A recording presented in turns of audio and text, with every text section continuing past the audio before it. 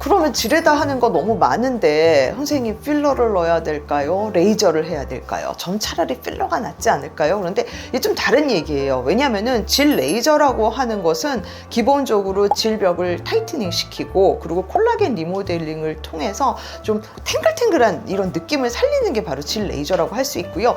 대부분의 질 레이저는 질벽 전체를 우리가 시술을 하게 돼요. 그래서 이 원통형의 질벽 전체의 탄력과 어떤 콜라겐 리모델링이 바로 목적이라고 할 수 있다면 필러는 물론 뭐 질벽 전체에 넣는 게 불가능한 일은 아니에요. 근데 보통 그렇진 않죠. 그래서 필러는 내가 부족한 부분 그리고 내 목적에 따라서 뭐 성감 개선이 목적인지 아니면 너무 이완된 걸 수축시키려는 목적인지 아니면 기왕이면 요실금도 좀 좋아졌으면 좋겠는지 이런 다양한 목적에 따라서 효과를 보는 최소한의 정도를 먼저 시술을 하게 돼요. 그러니까 얼굴로 따지면은 내가 피부가 다 늘어져 가지고 팔자주름도 깊고 심습보도 축 처졌어. 여기다가 이런 모든 거를 다 필러로 해결한다면 그만큼 이거 어떡할 거야? 탄력 없어서 축 처진 거예요. 해결 안 되잖아요. 그래서 보통 얼굴에 시술을 할 때도 레이저를 통해서 좀 얼굴을 탱글탱글하게 하고 그 다음에 부족한 부분을 소량씩 필러로 이렇게 주입하는 게 가장 효과적인 것처럼 만약에 질 이완이 정말 심하다라고 하면은 질 필러로 모든 거를 해결하기보다는 아무래도 질벽 전체를 타이트닝 시키는 레이저를 하고 그래도 효과를 좀 더 봐야 되는 부분만 질 필러를 하는 게 어떻게 보면 가장 가성비 있는 시술이 아닐까 싶어요. 그리고 질 필러의 양에 대해서 굉장히 고민하신 분들이 있어요. 선생님 저는 몇 cc가 좋을까요? 저는 어떤 필러를 얼만큼 넣어야 될까요? 하는데 저는 사실 상담을 하면서 항상 효과를 보는 최소한의 그 필러 대수를 먼저 선택을 하게 말씀을 드려요. 왜냐? 많이 넣으면요 당연히 좋겠지만 많이 넣으면은 또 특히 첫 시술에 너무 많이 넣으면은 아무래도 불편감이 좀 불편할 수도 있고요. 그리고 또 하나 금액적인 면 우리 생각 안 할 수 없겠죠. 그래서 항상 필러 제제를 선택하는 것도 중요하지만 어떤 필러를 얼만큼 넣는 게 가장 효과적인가 또 가장 효과적일 만큼 넣으려면 많이 들어가야 되는데 내가 효과를 볼 수 있는 최소한의 그런 볼륨은 어떤가 용량은 어떤가에 대해서 선생님과 잘 상의하시면 좋을 것 같습니다.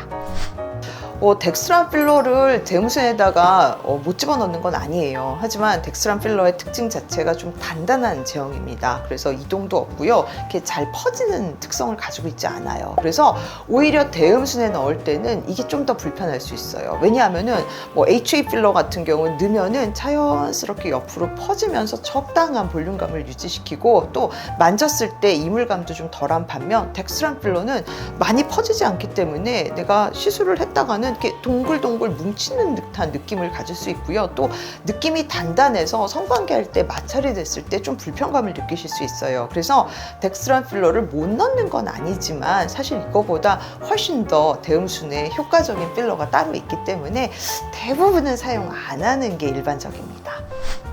20대 여성도 질 이완 꽤 심한 경우 있어요. 사실 선생님 왜 그런가요? 하면 내 자체의 피부 탄력도 있을 수 있고요. 또 안타깝게 이전 파트너의 성기가 과도하게 컸거나 아니면은 남성의 어떤 성기 액세서리 같은 거를 사용해서 과도하게 질을 자극했던 경우에는 그리고 20대도 분만할 수 있으니까요. 그런 경우는 20대라 하더라도 질 이완이 어느 정도 있을 수 있습니다. 그러면 이런 경우에 선생님 필러 못 넣나요? 라고 물어보시는 경우도 있는데 사실은 못 넣는 건 아닙니다. 하지만 권하지는 않습니다. 왜냐하면은 덱스트란 필러가 안전한 필러고 또 완전히 생체 분해되는 건 사실이지만 경우에 따라서는 이제 내가 생각보다 빨리 출산을 하게 될 수 있거든요.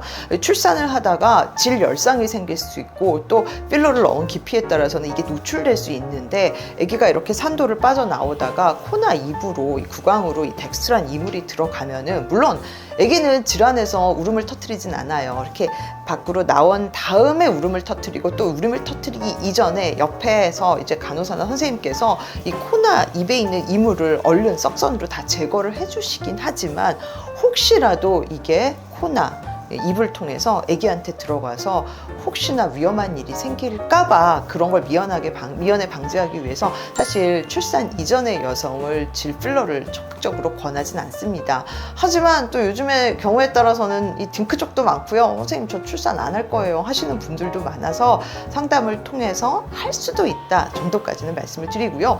또 20대 여성은 생각보다 그렇게 질 이완이 심한 경우는 많지 않아요. 그래서 그런 경우에는 나중에 이물질이 남지 않는 질 레이저를 한다던가 아니면 얼마든지 다른 시술을 통해서 회복을 시킬 수 있는 만큼 선생님이랑 잘 상의를 통해서 나한테 최적의 시술이 뭔가 먼저 상담하시는 게 좋을 것 같아요.